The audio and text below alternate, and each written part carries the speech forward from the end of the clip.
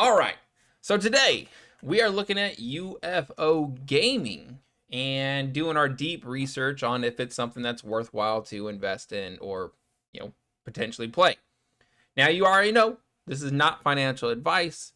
I'm just some random dude on the internet who likes to make content about cryptocurrency. If you're going to invest in something, you know, talk to a professional. I'm not a professional. Look at this t-shirt. Come on. Okay. So why are we talking about UFO gaming? Well, self-plug time. I went ahead and I put out a video earlier this week talking about the best play-to-earn crypto games right now. The video is super good. You should take a look at it. Although my face is stupid and as is my background.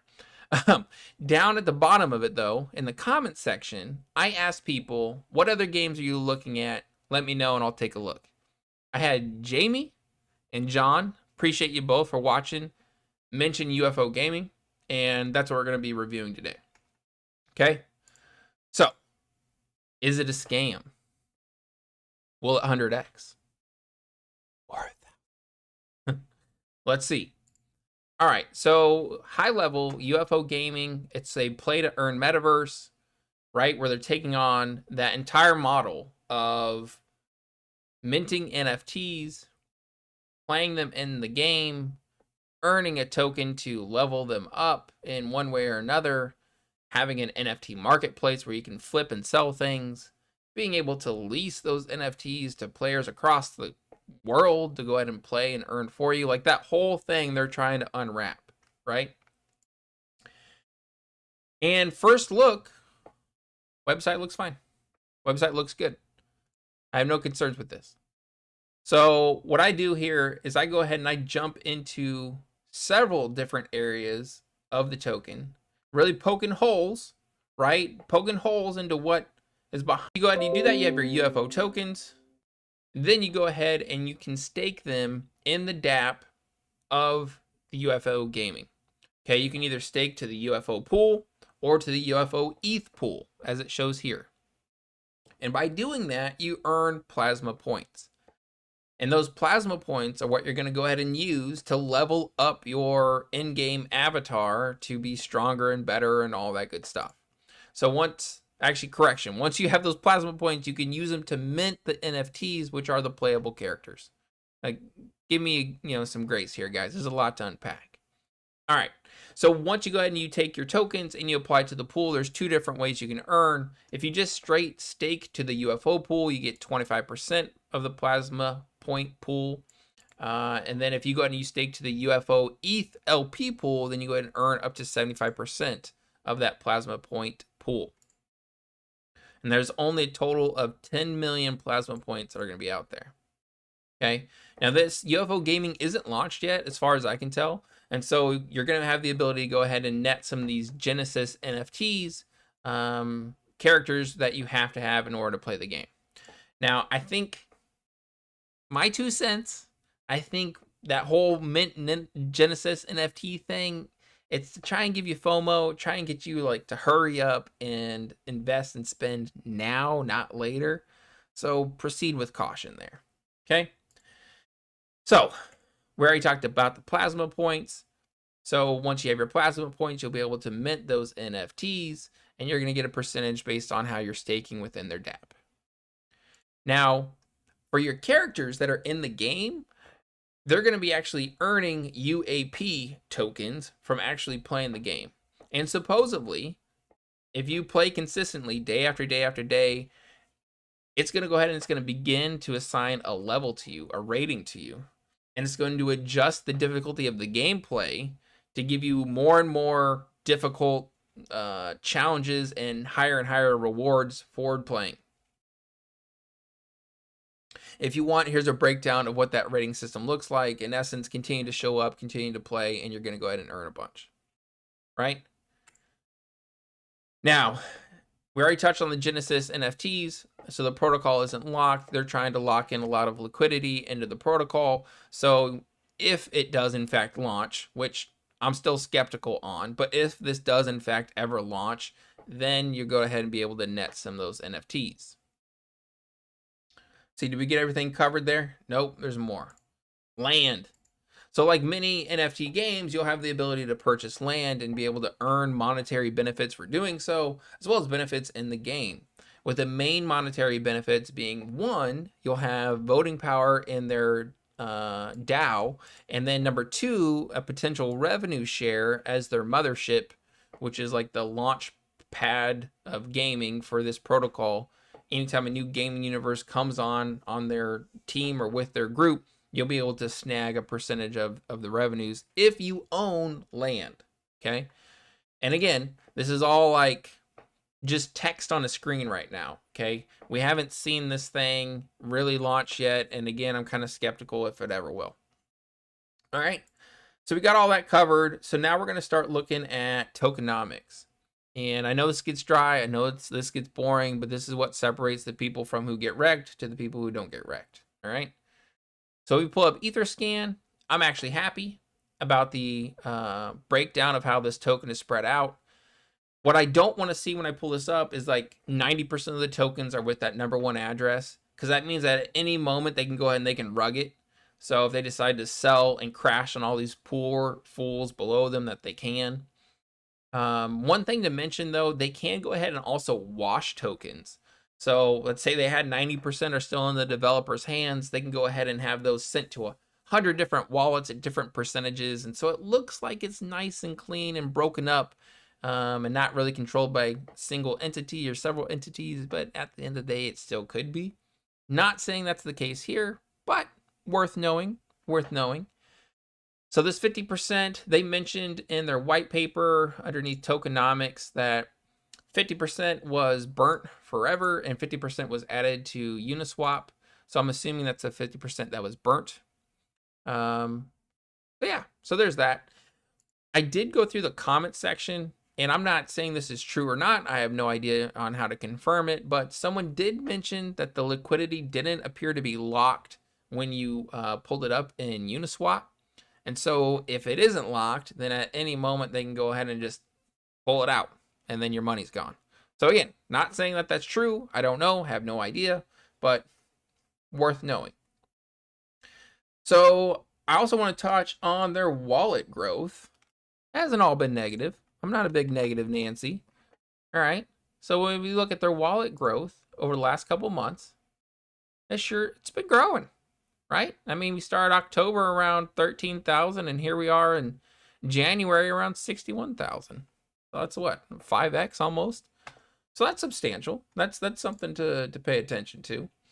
But I feel like, and we'll get into this here in the details, but I feel like a lot of folks are being tricked. A lot of folks are being tricked into something that might not pay off for them. So let's start talking about some of that. So let's pull up, let me see here. Let's pull up Google Trends. I have another screen over here with notes. So if you see me like looking around, that's what's happening. All right. So if we pull up Google Trends over the last 30 days, there's been some pretty strong spikes in UFO gaming. And without a lot on the back end, right, on the white paper, there's no date talking about when these certain phases are going to be done. Like it doesn't say, February 3rd at 2 p.m. or whatever, that we're going to go ahead and finally launch our DApp. So it leads me to wonder what's driving these pumps.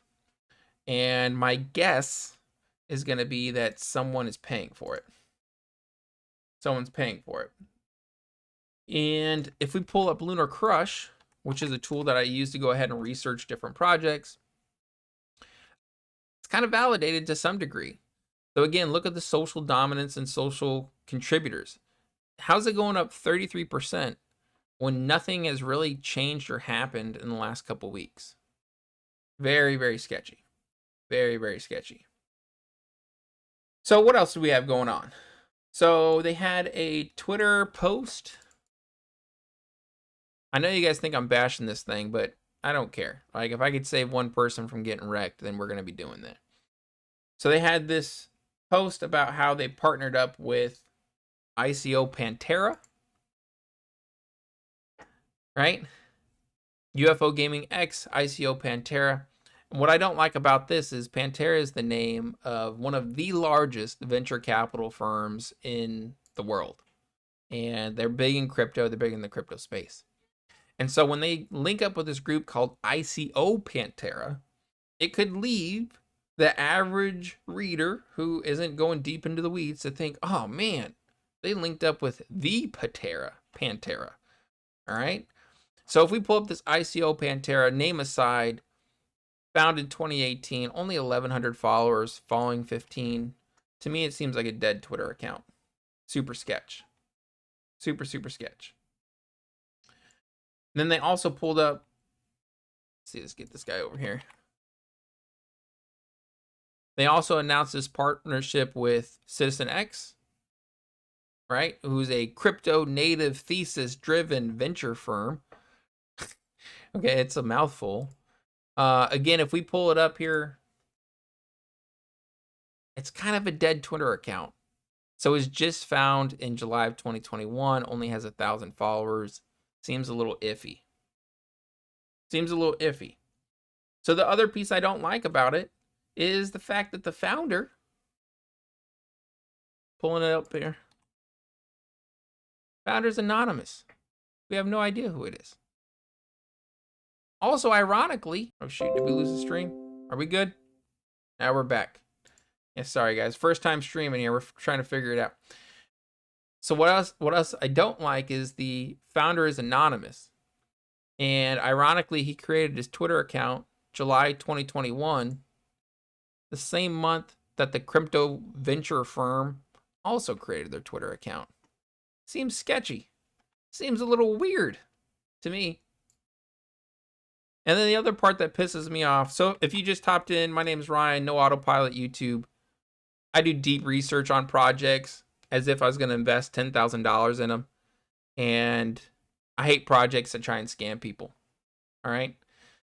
So if you pull up YouTube, my beautiful face aside, handsome devil, but all these other people are either shills being paid by UFO Gaming, or they bought it themselves and they're trying to pump it to crash it on everybody.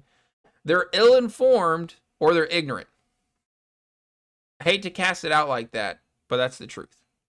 Because this project, looking at it, it's clear there's some pretty big question marks, pretty big sketchy pieces of information, right? You have your founder who's anonymous.